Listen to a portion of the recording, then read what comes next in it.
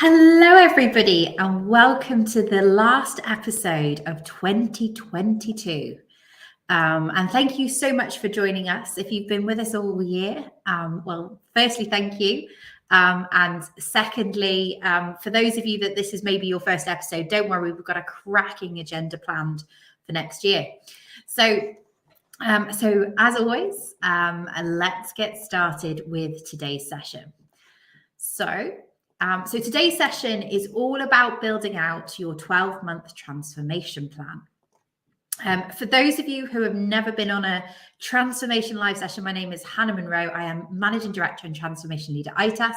So we are a financial transformation consultancy who specialize in Sage technologies. That's everything from Sage 50 through to the latest and greatest Sage Intact.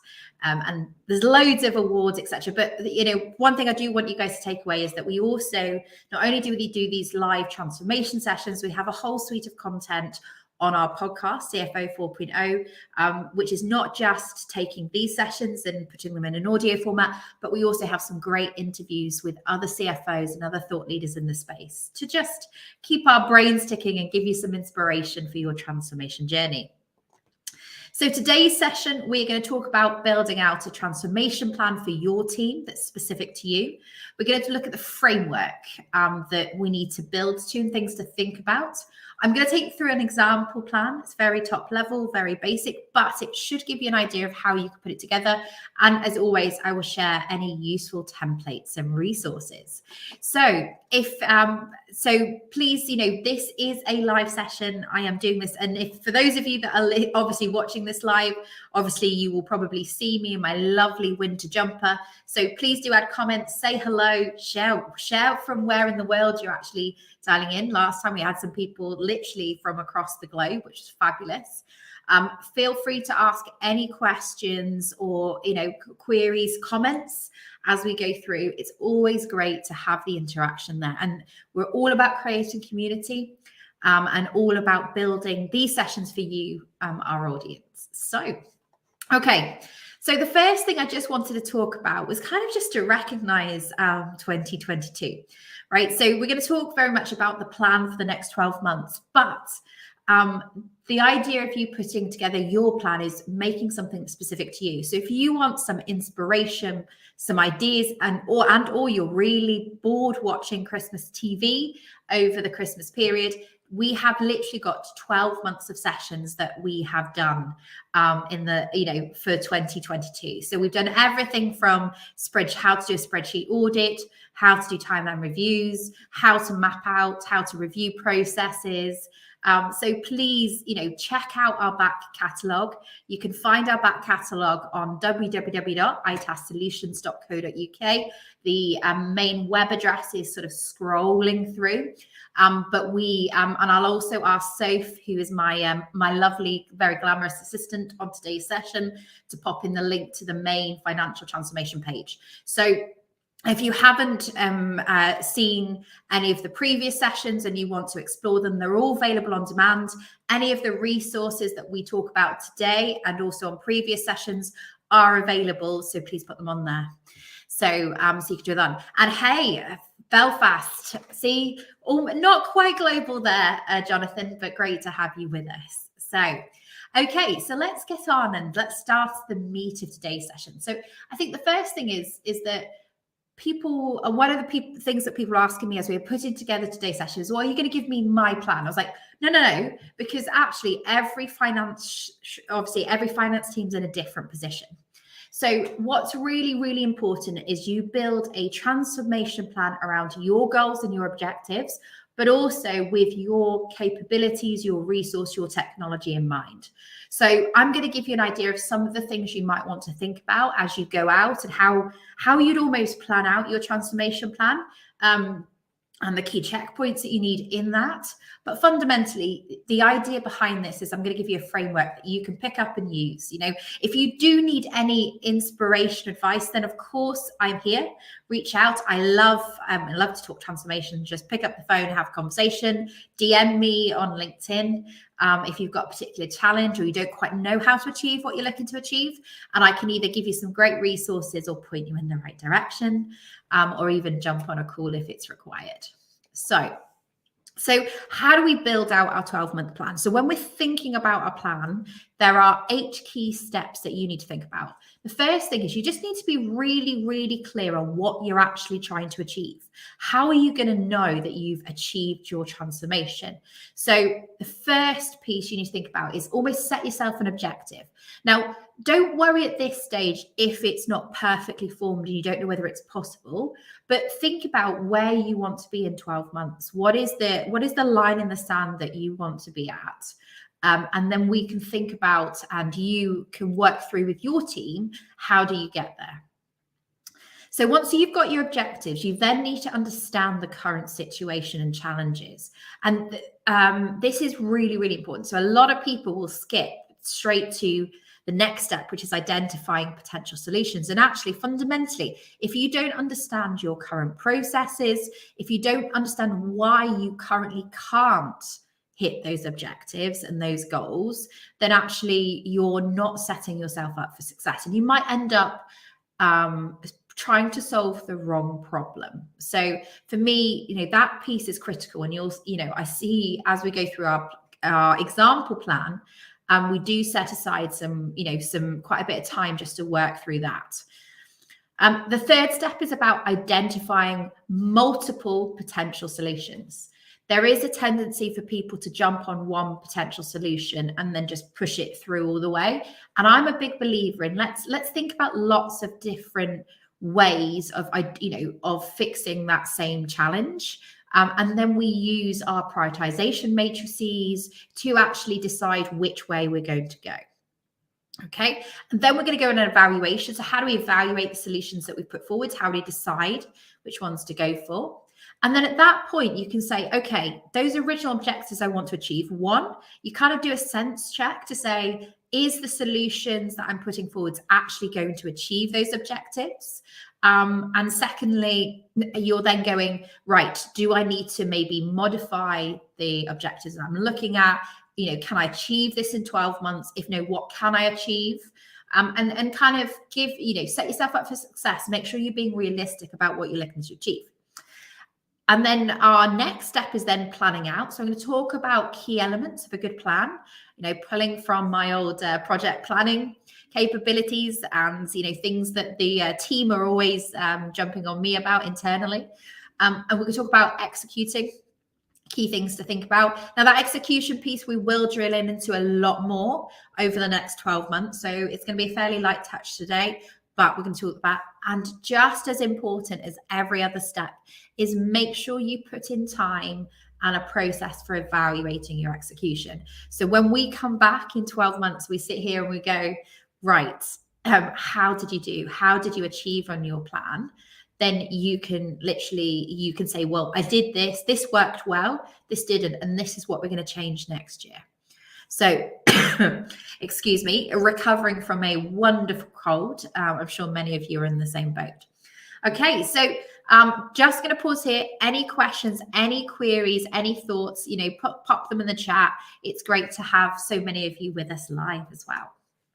Okay, so here's an example 12-month plan, right? So what am I going to do? So in January, next month, I'm going to sit down. I'm going to establish my objectives, what I'm looking to achieve.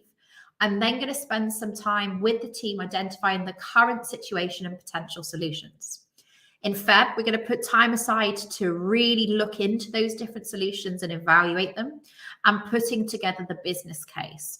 Because again, even if you don't physically produce a document, working through the steps of the business case is a really good way to rationalize your decision on the solution that you're working through. March, we're going to get that solution signed off, whatever they are, and it could be multiple. Reassess the objectives and start planning for implementation. And that gives us April, November to execute and December to take a step back and start thinking about the next year. So here's our 12-month outline. Now we're going to start to get into what we're going to achieve. So in my example plan in January, so what are we doing in January? So in January, we're going to obviously set our key objectives. And there's 3 things that I want my team to achieve in the next 12 months. Firstly, I want to get my month end down from 12 days to 7. I want to make sure that we as a finance team are delivering weekly flash reporting to their wider exec. And I'm going to, I want to make sure that, because of everything that's going on at the moment, it's been a really challenging year. I want to make sure that none of my finance team are having to work overtime at month end. So they're my 3 goals and my 3 objectives that I want to achieve in the next 12 months. In terms of setting objectives, couple of things just to, think about, the old acronyms, setting SMART goals is really important. So for me, I want to be really specific. I want to make sure I can measure those goals. I want to make sure that they're accurate and they're achievable. I want to make sure they're realistic, that it can be done. And that's why we've got the assessment phase. And I want to make sure I put a timeline around that. Okay. And again, there is lots of goals that you can set your organization. This is just an example plan that you could be working through. Okay, so now I've set my objectives. I'm going to then put a plan around how I'm going to understand the challenges and current situation, and why can't we deliver the month end in 7 days right now. So I've put together some examples of the kind of activities that I'm going to run through in January with my team. So in order to reduce the month end days from 12 to 7 and stop the team having to work overtime at month end, there's 3 activities I'm going to do to go through and reduce my month end. The first thing I'm going to do is a month end timeline mapping. The second thing is, based on that timeline mapping, if I haven't already got processes set aside, documented for those ones that are really slowing down my month, then I'm going to document that. And I'm going to work through a fishbone analysis of the month end process. Okay. Don't worry. I'm actually going to go through these as examples. And if there are any challenges that you've currently got, objectives you don't quite know how to get to the bottom of and how to understand, pop them in the chat, send me a DM, and I'll give you some exercises that you can do with your team to understand those challenges. And then the remaining objective that I've got, which is delivering the weekly flash reporting, I'm actually going to run a reporting workshop with the stakeholders, and I'm going to do a fishbone analysis as well on that one, because and to understand what's stopping us from doing that. Now, for those of you that want to deliver flash reporting, just kind of a future heads up, in the new year, I think it's going to be the February session, we're actually going to do a whole session on just how do we get to delivering flash reporting, what stops people from doing it, everything you need to know about building in the capabilities and the processes around that. So, don't forget to sign up for the alerts. Again, the link's in, so pop that in a bit earlier. Feel free to join us and sign up to the alerts for that session. Okay. So I've set my objectives. I've then dissected those objectives with the key activities that I'm going to do to underpin them and to figure out where I need to go next and to understand why I can't achieve those objectives right now. And now I'm going to just talk you through those exercises, because month end is a big one for a lot of finance teams. So it's always an example I like to use. And the first thing I love to do with finance teams is the timeline mapping. And for me, this is basically a way of outlining the start and the end day. So what days of the month do you do certain activities? And now if you plot out your month end, what you will really quickly find is there are some things that hold up your month end process. And then there's 2 questions you need to ask yourself when you're trying to figure out how to speed up your month end to get down from that 12 to that 7 is, 1, can I do parts of, can I do an activity faster? So for instance, can I process purchase invoices faster? So we finish and close that on day 1 rather than day 6 in this example. Or can I bring the activities forward? So rather than waiting to the end of the month to do my intercompany reconciliation and my intercompany postings, can I post them in month as I'm going along? So So here's an example. Again, if this is a key goal for you, you do want to reduce your month-end time, the best thing you can do is join or download the previous session. But this is a great tool, and I use it with a lot of my clients when we're going through implementation, just to get a feel for how we're going to, bring things down. Oh, excuse me. So, okay, so we're going to do a timeline mapping. The other the other tool I love to use is my Fishbone tool. So there's a couple of ways you can approach this. And if you've done any kind of Six Sigma, any kind of process engineering, this will be pretty standard for you. But if you haven't, I'm just going to talk it through. So what we do with a Fishbone is we're trying to understand the cause.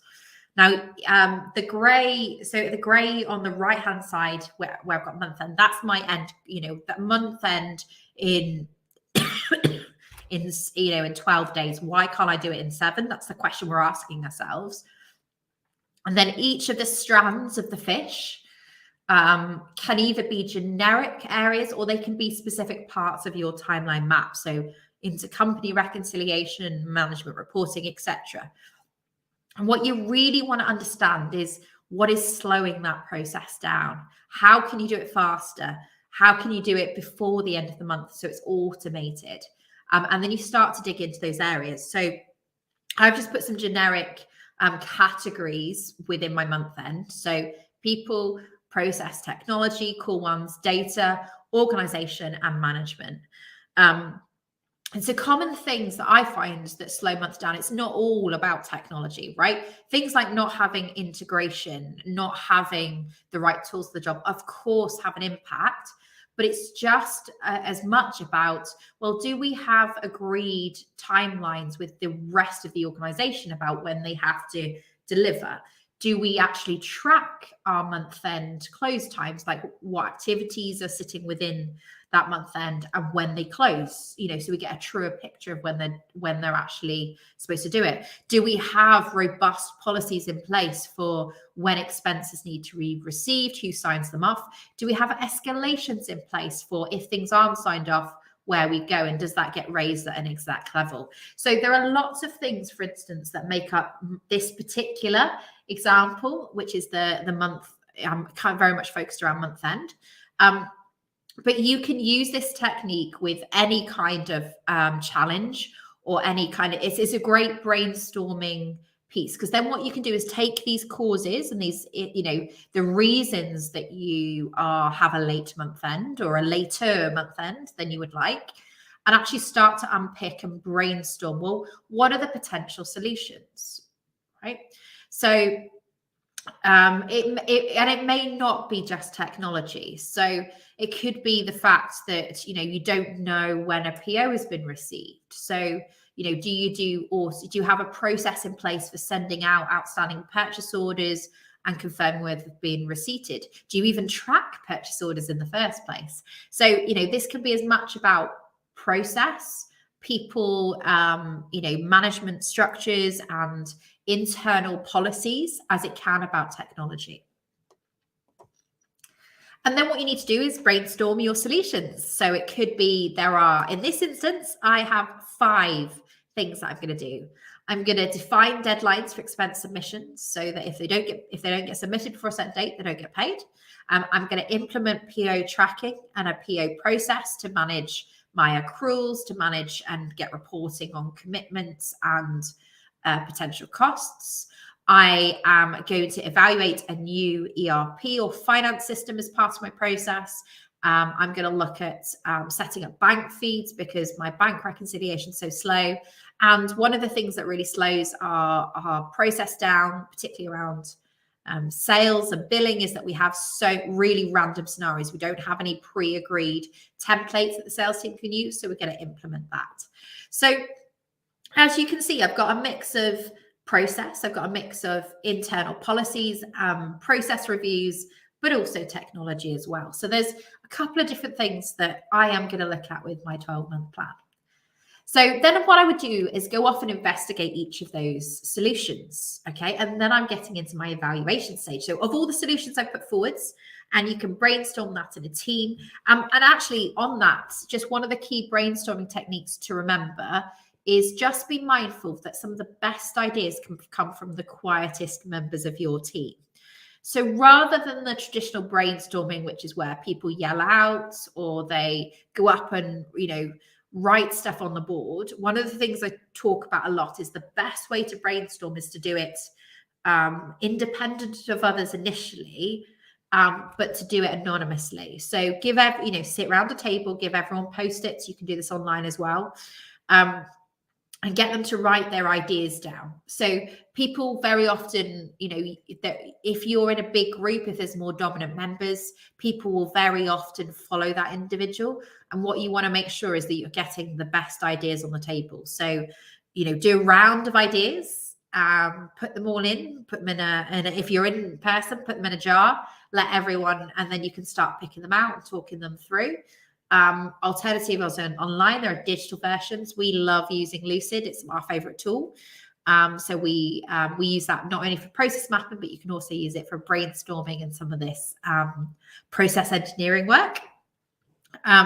But you can also not only do brainstorming there, but then you can also then do a sort of a second round. So once you've reviewed that person, you can then go back through all of those ideas and thoughts, and then do like a second round of ideas as well. So brainstorming, there is actually a methodology to it. You've got to be very, very careful that the loudest person in the room doesn't override everybody else as well.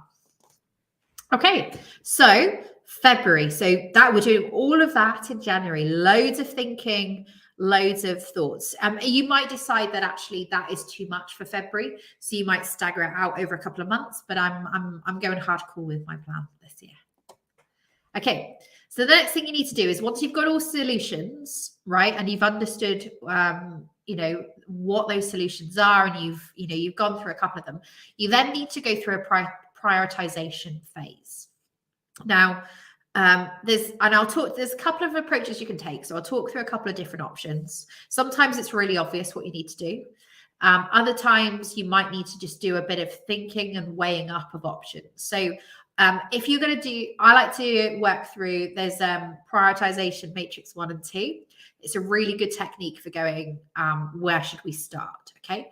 So if you put your ideas in order of impact and how impactful they will be and the potential rewards, and then the strategic importance or urgency behind that. So, if it's an area of particular risk like spend, you might decide that purchase ordering is something you need to look at. Okay, so the first, that will give you an idea of your prioritization. There is an official name for this matrix. I think it's the Eisenhower matrix, etc. But this is, for me, is the first stage. Then what you do is you go through a second phase, which is you take the prioritization, so from low to high, but then you actually analyze it across the cost or time to implement. Because if something is a low priority and it's going to take you a reasonable expense and or time to implement, then that should be a lot lower down on your list.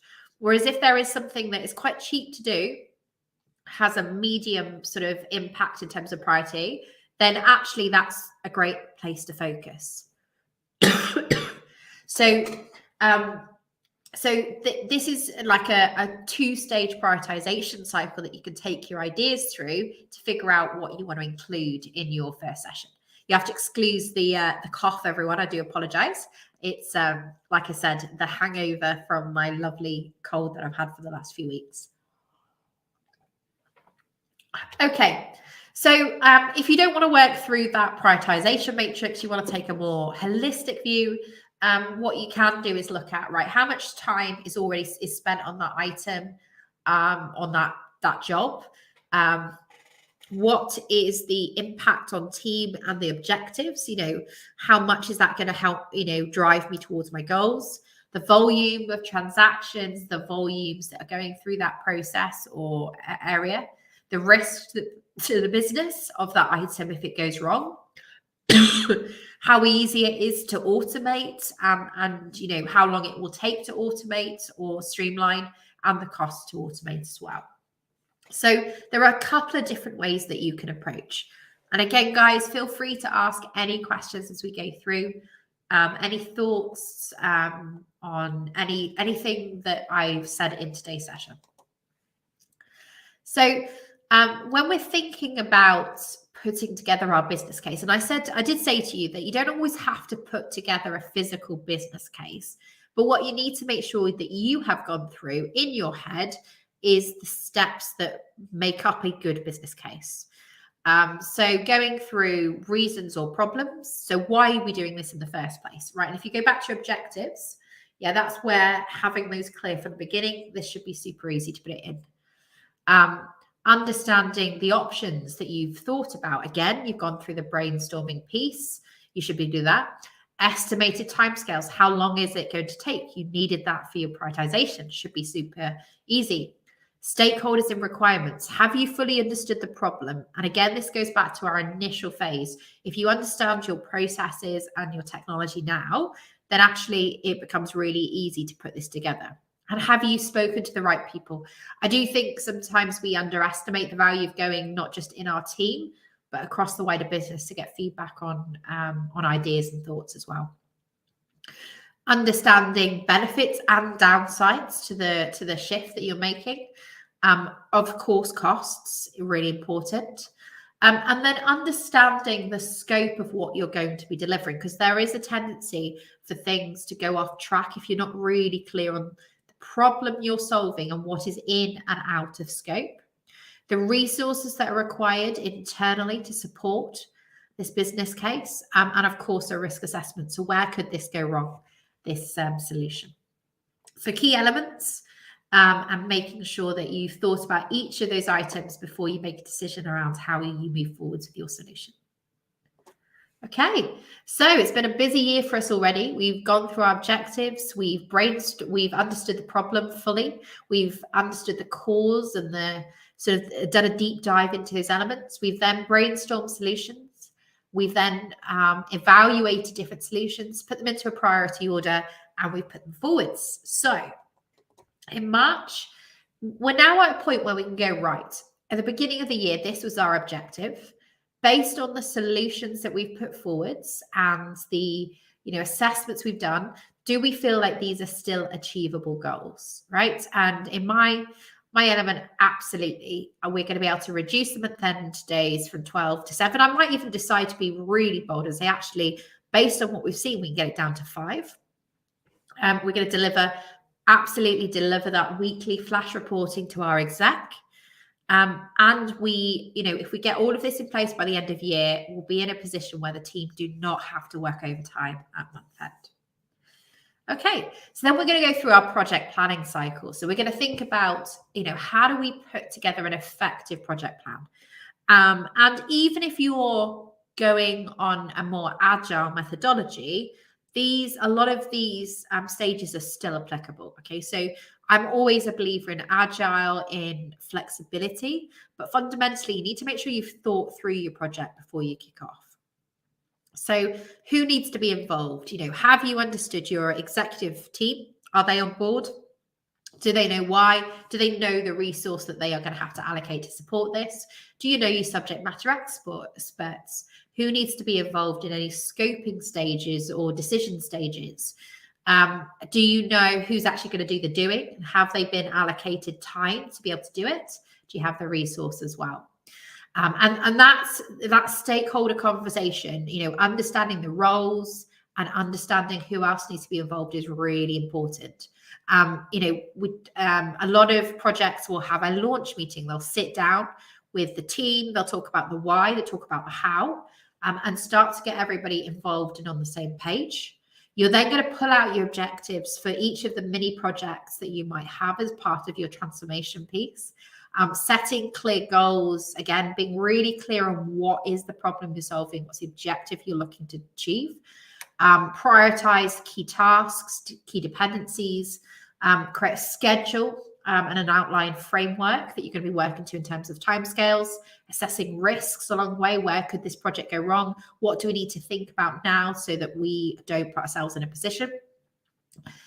Keep communicating. So communication is one of the key things when it comes to projects. Make sure you're talking to all of your stakeholders at all the different levels.